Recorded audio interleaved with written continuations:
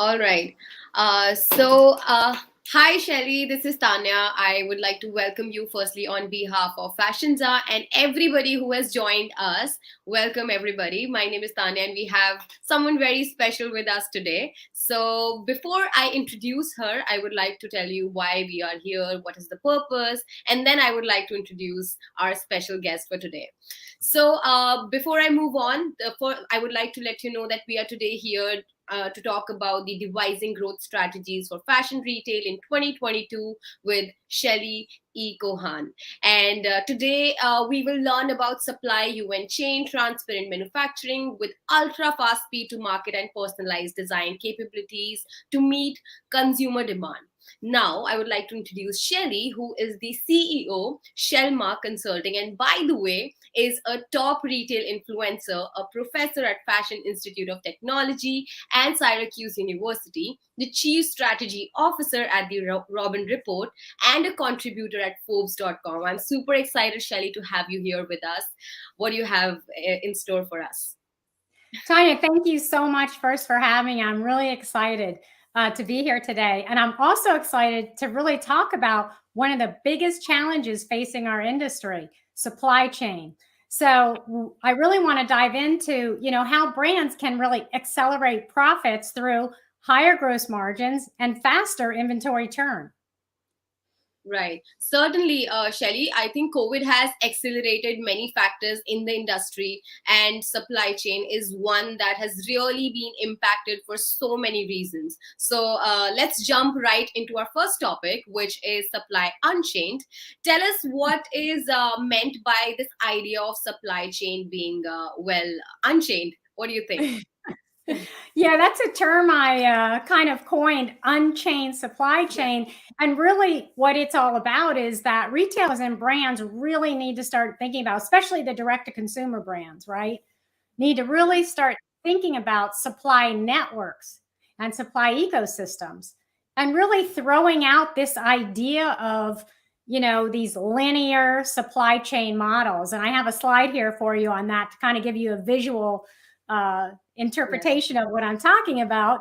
But, the problem with the linear supply chain is that if there's a link in the chain that is not working, so something fails, for example, the fabric mill closes, right? Then that link shuts down the rest of the chain. And the industry has really worked on this linear model for decades. So what we really want to start thinking about in terms of supply chain is to think about it more as an ecosystem, right? A collaborative model. Fashinza is a great example because they have a great, collaborative model. Right. So when we talk about that, what we're really talking about is all of these, partners in the ecosystem, all kind of working together. And it's working from raw materials. So if raw materials aren't available, there's other alternatives, there's other sources. Or if a manufacturing plant halts, so a business gets shut down, a distribution center or production center, some part of this supply chain gets shut down. In manufacturing, we saw this happen in the past year with COVID, that some of the manufacturing facilities were shut down. And so therefore, when that happens, you need an alternate plan. But not just an alternate plan, you need to have partners in the process that can help make the best decisions possible. When you think about supply chain, raw materials are important, getting those out, manufacturing is important, production, distribution. And again, if one thing fails, it then has like a domino effect. So by creating these ecosystems or networks, so to speak, that kind of work in concert with one another across all of the manufacturing partners, it really limits the risk and it limits the strain production that will happen if you don't, then you can't pivot in the middle of a crisis or pivot when something happens. Absolutely. I think I am with you in this, and that sounds great and something that retailers, buyers, brands, and even merchandisers should be thinking about. I would also like to add that even product developers need to understand this as well. But as per your expertise, how do you think this can be done in the short term to protect the supply chain over the next year? Yeah, and Tanya, it's important. I'm glad you kind of specified short term, because there's short term and there's long term solutions, right? Certainly there needs to be a lot of work done on the long term side, but short term there are actually things that a lot of these retailers and direct to consumer brands can do today to kind of minimize, disruption. So, and we know that private label products have certainly expanded in the U.S. market, similar to India, where Fashinza is based. And the growth is going to continue in these private label products in years to come. So a key point for keeping the flow of goods, so, raw materials to manufacturing to distribution point, and well into where the consumer, the point of purchasing, is transparency in the supply chain. So really being able to have complete visibility in the supply chain through every single step of the process is a key factor.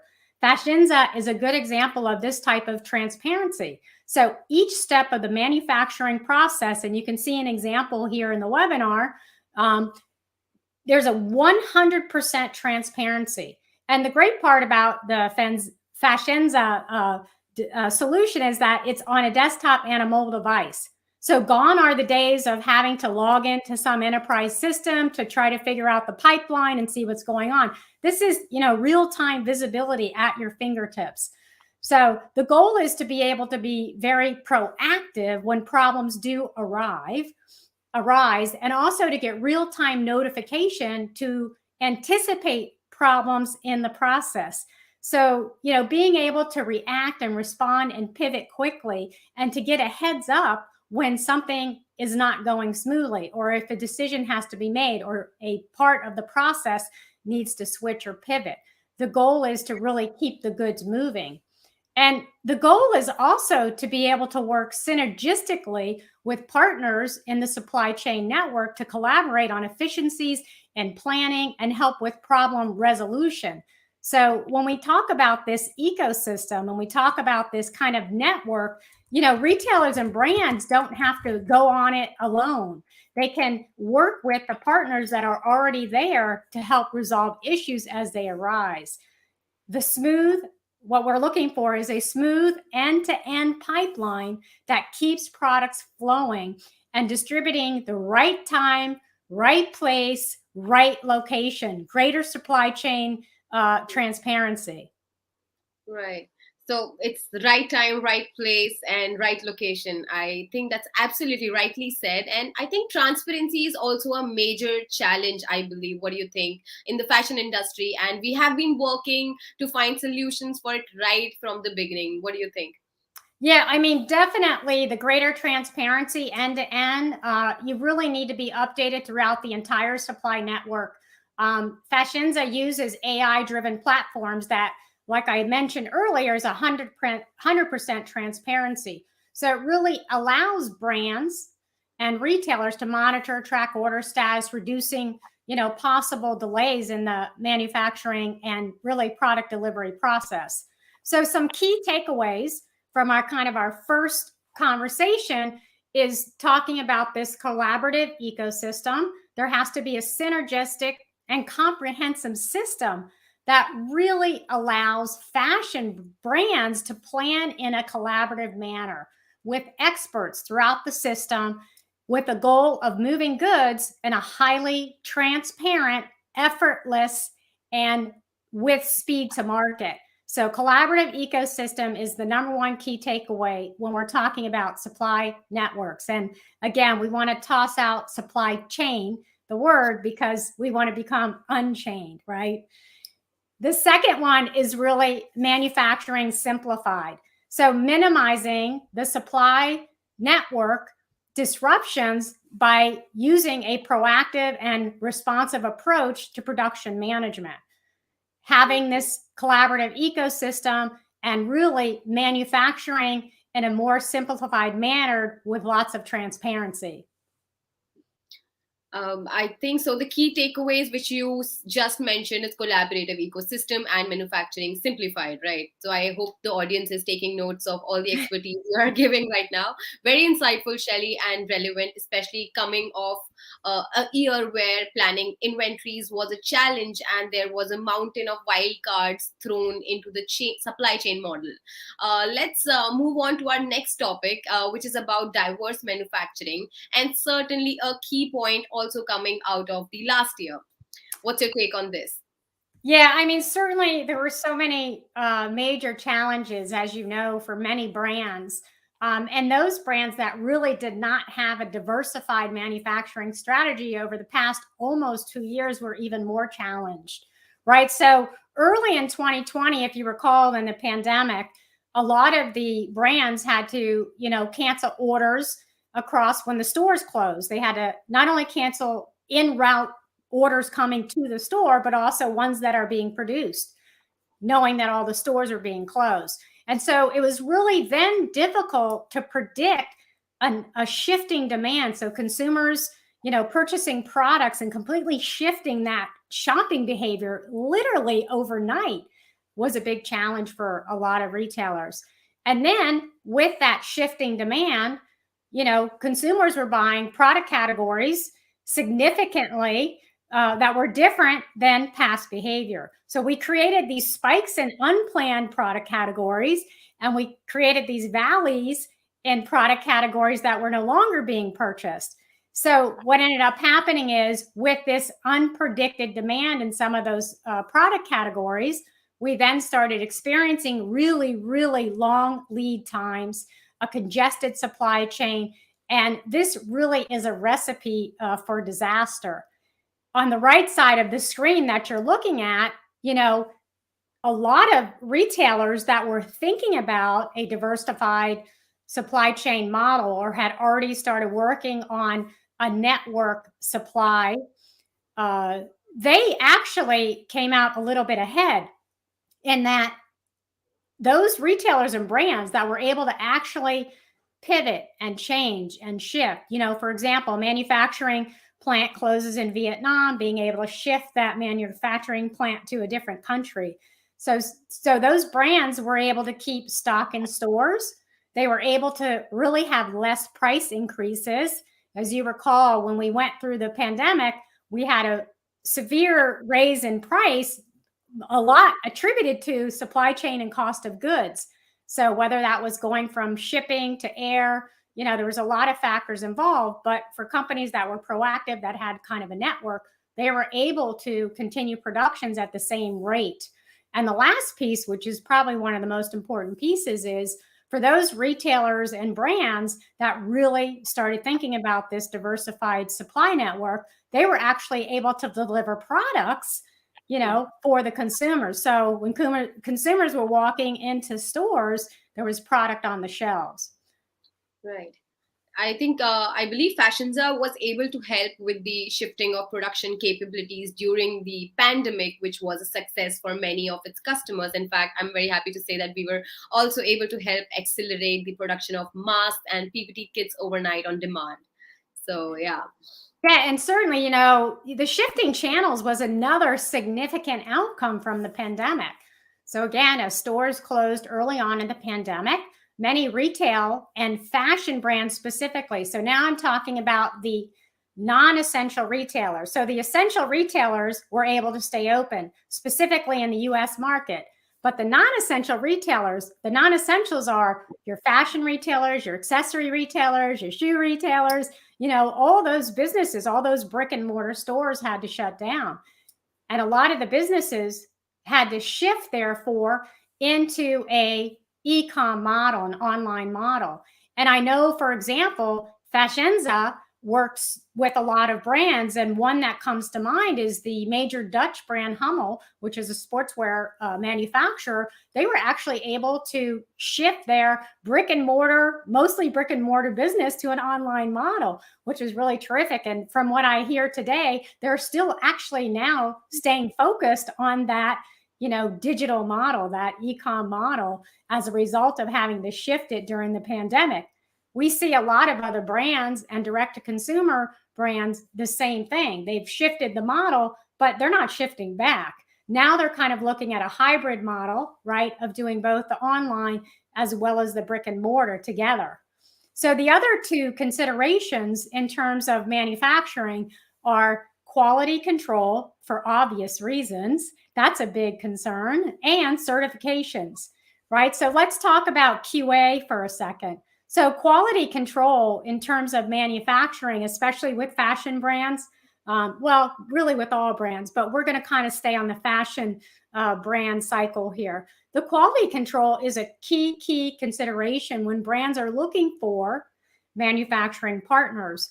The problem is when quality fails for whatever reason, the ability to quickly pivot to a different manufacturer is also key. So when we look at, for example, Fashinza's quality control initiatives, they actually do a lot in a very proactive manner to make sure that end product is really going to meet the specifications and standards of the brands that they work with. So actually, Fashinza really works on quality assurance before onboarding the factory. So oftentimes we think of quality assurance after the product's made, but no, we really got to think about quality assurance even before products get sent into production. And so, that means making sure that when you're picking out the different manufacturers, are those manufacturers, do they have the proper certifications? Do they have the standards in place to meet the expectations? What's the quality, the infrastructure, the process, and even looking down to, what is the personnel, and does that represent for Fashinza a quality, end-to-end quality manufacturer? That's all done before onboarding a factory. Now let's talk about what happens after onboarding a factory.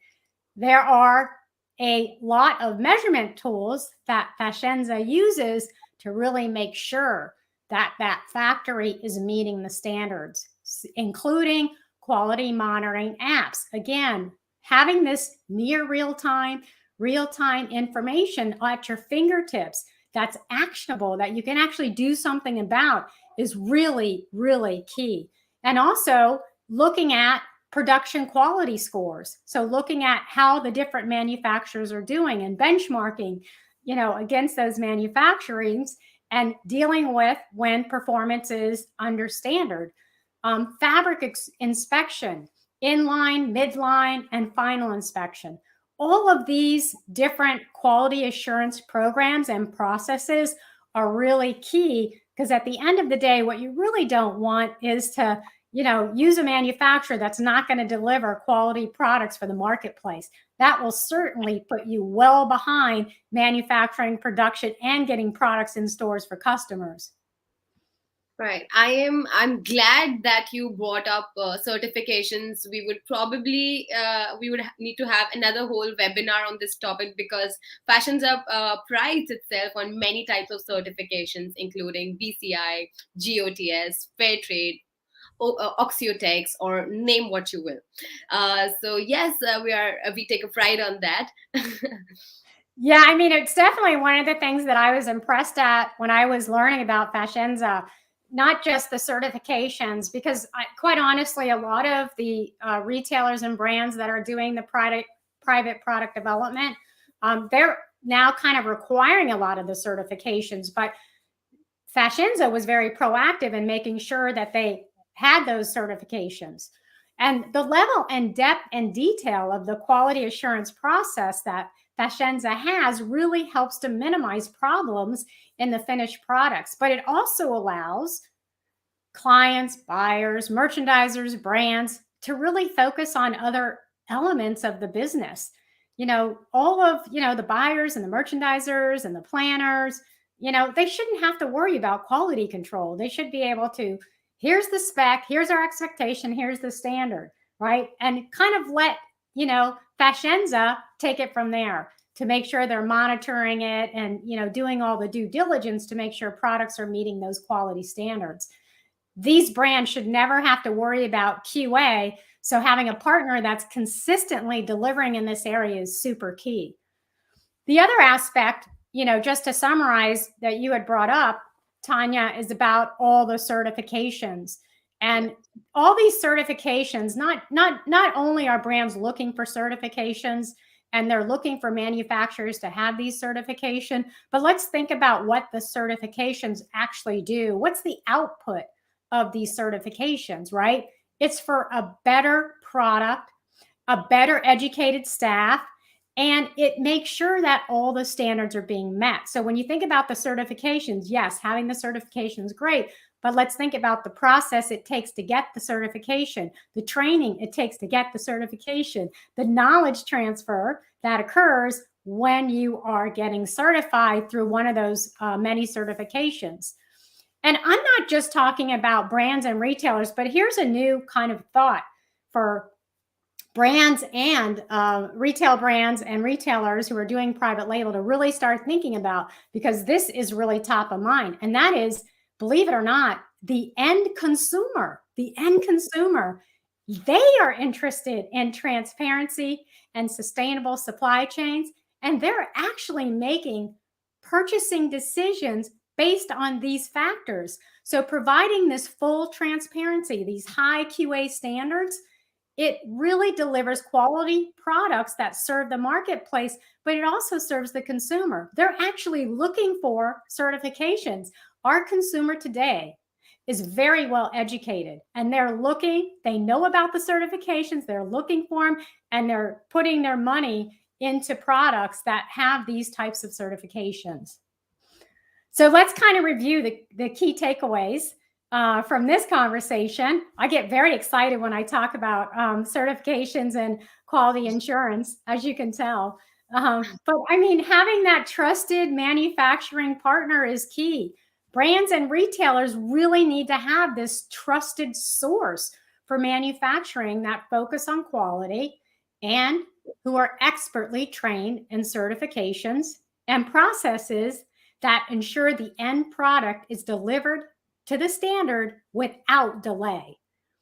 The second big key takeaway is diversifying the production. So this, diversified model is really key for brands and retailers, whether the need is to pivot from stores to online or shifts in one manufacturing plant to the other. This ability to flex and be agile is the only way that brands are going to survive in 2022. We just don't know what wild cards will be ahead of us over the next 6-9 months to a year. So you really want to make sure agility and flexibility are built into that model. So managing production and the execution of distribution, well, should be left to the experts. Right. So I think the two key takeaways from this conversation would be trusted manufacturing partner and producing diversification and a lot of other things, which obviously you mentioned. I can definitely see you are super excited and you know a lot about this. And I really hope the audience is taking notes of the same. So we talked about supply networks and a diversified model. Let's shift gears and discuss the topic of product development and specifically being able to design for a target market. Yeah, absolutely. So what's interesting is that I just want to share with the audience. So I've been in retail, obviously, many, many years. And I got to be honest, I've never ever heard any CEO talk about SKU management. So SKU management is managing the individual stock keeping units of a retail store or a chain. And I recently heard Pete Nordstrom's of Nordstrom's talking about SKU management. And here's why. And a lot of the retailers and a lot of the brands are really having this same conversation, is that we really need to reevaluate the number of SKUs or assortments that we're putting in the marketplace. So in the US specifically, the market is oversaturated with products. And this is especially true for apparel and accessories. If the pandemic has taught us nothing else, it has certainly taught us that most brands probably have too many style variations. So if we look at a constrained supply chain, one that has been taxed for the last year and a half, and then we're trying to force more SKUs into the system, it's only going to continue to strain an already congested system. So brands are really going to have to optimize the inventories that they do have on hand. And catalog manufacturing can help brands do just this. So the goal is to be able to personalize designs based on a very specific target market. So by editing down assortments to key sellers, product styles with a proven track record, or using artificial intelligence to predict the top sellers can improve gross margin and increase inventory turn. So in other words, really putting your inventory dollar investments into a sure thing, a winning product, right? And by the way, I'm not saying that brands should not have some risk on product development. It's the nature of our industry. We have to take risks, right? We can make what the consumers are buying, but we also have to forecast and predict what they're going to be buying a year, 5 years from now, right? So it's really what it's about is taking on more what I would call measured risk, right? Taking on a measured risk. So quickly being able to react, for example, to shifting market trends is also very key. Working with Fashinza, for example, the FZ catalog of styles reduces design time to get successful products to the market very quickly. Right. Yes, I think, Shelley, catalog-driven manufacturing is a key contributor to success for private label brands. And with the 10,000 plus styles that we offer, brands can certainly customize to fit their brand strategy and target market. Yeah, I mean, certainly leaving the manufacturing again to the experts, as we discussed earlier in our webinar, the brand should be leaving the design expertise to the experts also. The whole process of being able to launch a collection in 21 days is quite an accomplishment. The idea of a collection creation in a short period of time is especially relevant to these small and mid-sized companies. The other aspect of driving consumer demand is, especially in this environment, and it's actually a key characteristics of some of the fast fashion brands, is being able to bring in fresh goods on a consistent basis. So launching smaller batch collections more frequently can really freshen up inventories for consumers. And that, of course, when you train your consumer that you're always going to have this flow of fresh goods, it's going to increase the frequency of shopping. So the number of times that shoppers are going into the store. So I think if we could just summarize the key takeaways for this conversation, one is the personalized product in 21 days, keeping product assortments fresh, keeping them personalized, and also relevant to the target markets, and being able to swiftly create collections in that 21 days. This all results in higher gross margin. You're investing in the sure thing and faster inventory turn, which will lead obviously to less markdowns for sure. And then we also have catalog manufacturing. So catalog driven manufacturing is an efficient process for product development. It keeps costs down and it provides personalized assortments for the target market. Again, leaving everything for the experts. I believe there are so many variables to consider when manufacturing products, and being able to deliver a suite of winning styles consistently over time can be a big win for brands. Absolutely. Well, we talked certainly about some great initiatives that can really be delivered in 2022. So let's just recap our topics one more time to reemphasize with our viewers, the key growth strategies going into 2022. One is that transparent, flexible, and fast supply networks. Number two is diverse manufacturing of product with emphasis on quality outcome. Again, I have to stress the quality. And lastly, this personalized product assortments to drive gross margin and inventory turn. Right. Thanks, Shelley. I think it has been a super fun conversation and very insightful also. Do you mind if I ask you a few questions from our audience? Yeah. Absolutely. All right. So I will just I have a couple of questions for you, which I'm just gonna put it through. I hope you have time for us. Of course I do. Awesome. So, I the first question I have is that you did not mention much about the costs. So, how do these strategies impact costs? Yeah, that's a great question. So thanks for asking that. But I mean, everyone knows, the consumer knows cost of goods have gone up, right? So I think everyone's aware that the price of goods and the cost of goods have gone up. The reason that the cost of goods have gone up, probably not so well known with the consumer base, but certainly in the industry, is the cost of goods has risen significantly. And the cost of goods, we really have to think about this, are mostly due to shortages of supply, right? So we can't get raw materials.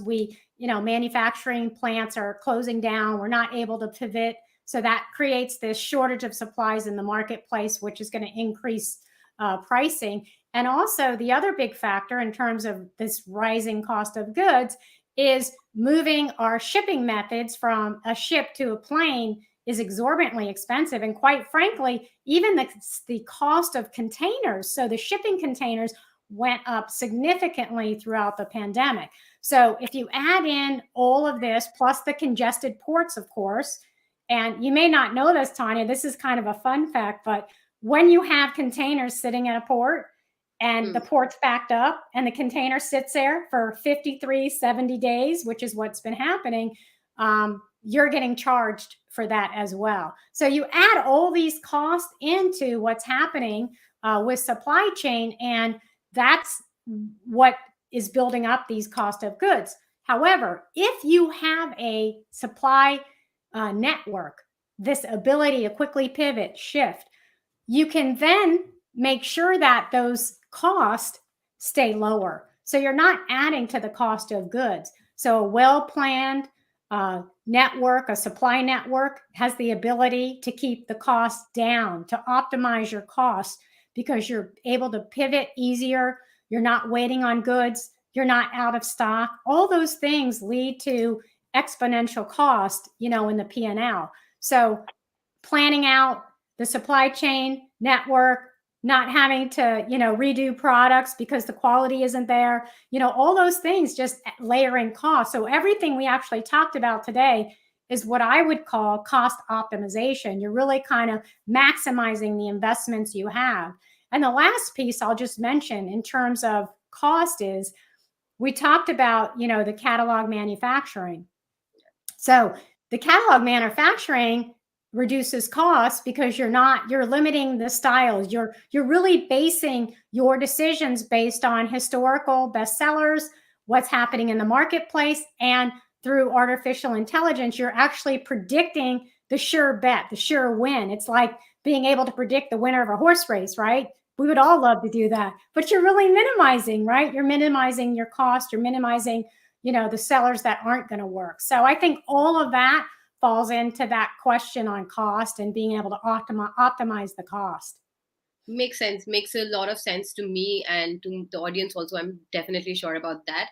The next question, which we get a lot, and I would like to really ask you that, is that the question is, does catalog manufacturing mean that all of the styles are the same across all brands? In other words, does catalog mean there is no room adaptation of style attributes? Yeah, let me clarify that. So catalog manufacturing, although it sounds like you open up a beautiful catalog and you're like picking 1, 2, 3, it's actually not like this, right? The catalog manufacturing is really about being able to kind of get an idea of silhouettes and styles that are really producing well, that are good sellers. And then adapting that, changing different variations or attributes on that style. So I'll just give you for example, in a women's clothing lines, for example, if you see in the catalog, there's a V-neck t-shirt. I'm going to make this super simple for our viewers, okay? There's a V-neck t-shirt in there. You love the style. You love, how it's, illustrated, the design elements are perfect for your customer, but your customers hate V-necks. They only like round necks. Absolutely. You can totally change the V-neck to a round neck. So this whole idea of catalog manufacturing doesn't sound like what it is. You're not just picking stuff from a catalog. You're actually personalizing it. And you can, like I said, you can add different design elements, and you actually can work with a specific designer. Fashinza has their own designers that will work with clients to develop, a lot of the specific products and styles that meet the needs of the target market. Right. So I think I have lots of questions though, but I'm just gonna put like the important ones right now as we are any which ways running short of time. So Shelley, what is your take on this? Do you think can product assortment planning be done at point of purchase? Wow, Tanya, you are really up on your supply chain. I'm very impressed. So the new futuristic, this is every retailer and brand has to do this. It's not going to happen tomorrow. But I know Fashinza is already working on this. This idea of near real-time product allocation is absolutely key. And I'll just take a minute to explain what that means for viewers that may not be familiar with it. But this near-term product allocation is really about, and this is going to sound so foreign to a lot of buyers and planners that have been doing this business for many, many years, but really not allocating styles until, within a very short time of consumers purchasing it. So when we talk about this sure thing, so imagine having your assortment purchased, bought, shipped, ready to go, but you wait a week or 2 weeks before the purchasing point, before the consumer actually is in the store purchasing it, and then you do your allocation. And what that really does, that near-term product allocation, again, it's a winning bet, right? So you have more information about what trends and what marketplaces are really the demand is driving up, what are the shifts in consumer behavior, and then you can capitalize that and put those styles in the markets where you have demand. Wouldn't that be great? Absolutely. I am with you in this, Shelley. Definitely. I think, thank you so much, Shelley, for your time and the insights you have given in this webinar. I would also like to thank everyone who has joined us in this webinar. It's been a pleasure to have you all with us, and obviously a pleasure to have you also, Shelley. We hope we were able to, I'm definitely sure Shelley was able to give a lot of insights, and we were able to give you, deliver the actionable strategies we promised. We'll be back with more insightful webinars in the future for sure, and I hope we have you back also, Shelley, again in the future. Till then, I think take care of yourself and have a great year, everybody, and you, Shelley, as well. Thank you so much for having me. Thank you so much.